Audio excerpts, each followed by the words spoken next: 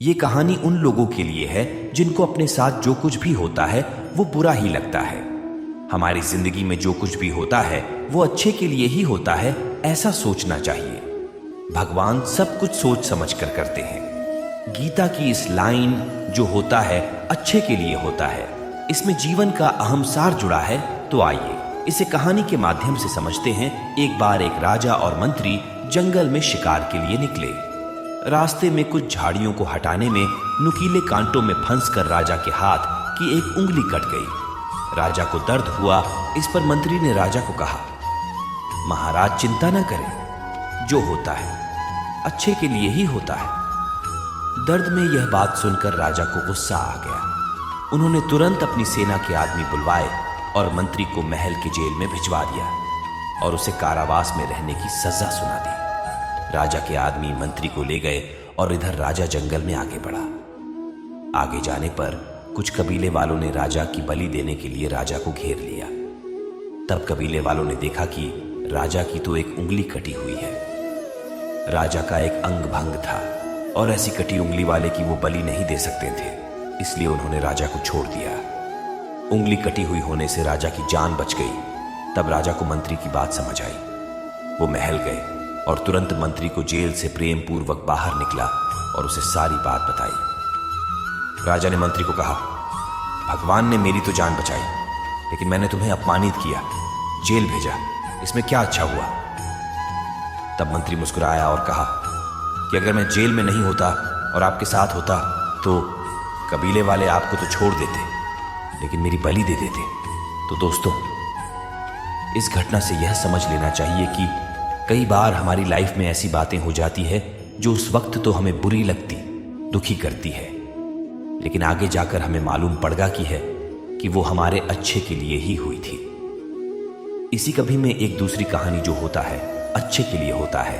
एक मालिक था, वो व्यापार कर रहा था और उसका व्यापार बहुत ही अच्छा चल रहा था। उसका एक विश्वासु नौकर था। वो नौकर अपने काम से काम रखता था और ज्यादा कुछ बोलता भी नहीं था।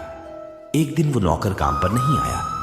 उसके मालिक ने सोचा कि वो पिछले 10 साल से यहां पर काम कर रहा है और उसने कभी पगार बढ़ाने की बात भी नहीं की है।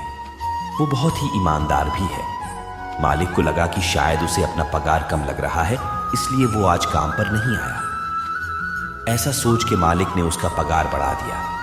दूसरे दिन वो नौकर काम करने आया। उसे अजीब लगा और पता भी नहीं था कि मेरे मालिक ने मेरी पगार क्यों बढ़ा दी है।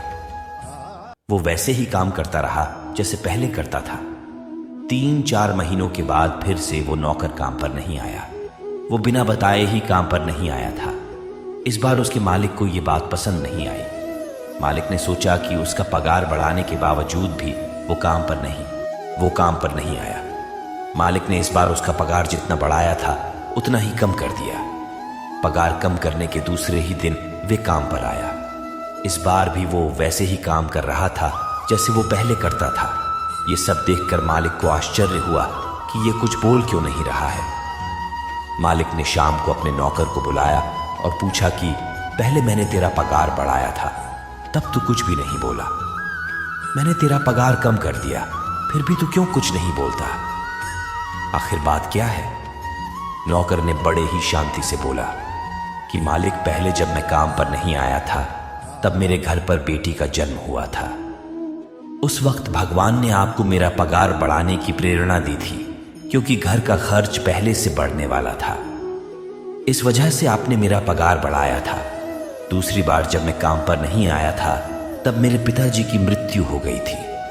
भगवान को लगा होगा कि एक व्यक्ति का खर्च कम हो गया है, इसलिए आपको मेरा पगार कम करने की प्रेरणा दी। मेरे पिताजी के नसीब में जो लिखा था वो मिलना कम हो गया। भगवान जो करते हैं वो सोच समझ कर ही करते हैं, इसलिए हमारे साथ जो होता है वो अच्छे के लिए ही होता है।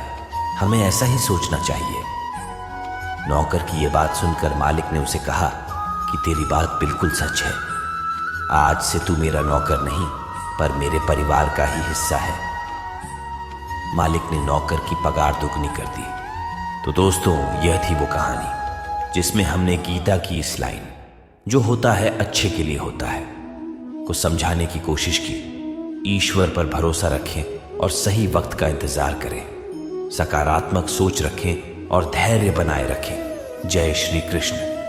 अगर वीडियो पसंद आई हो, वीडियो को लाइक करें और चैनल को सब्सक्राइब करें।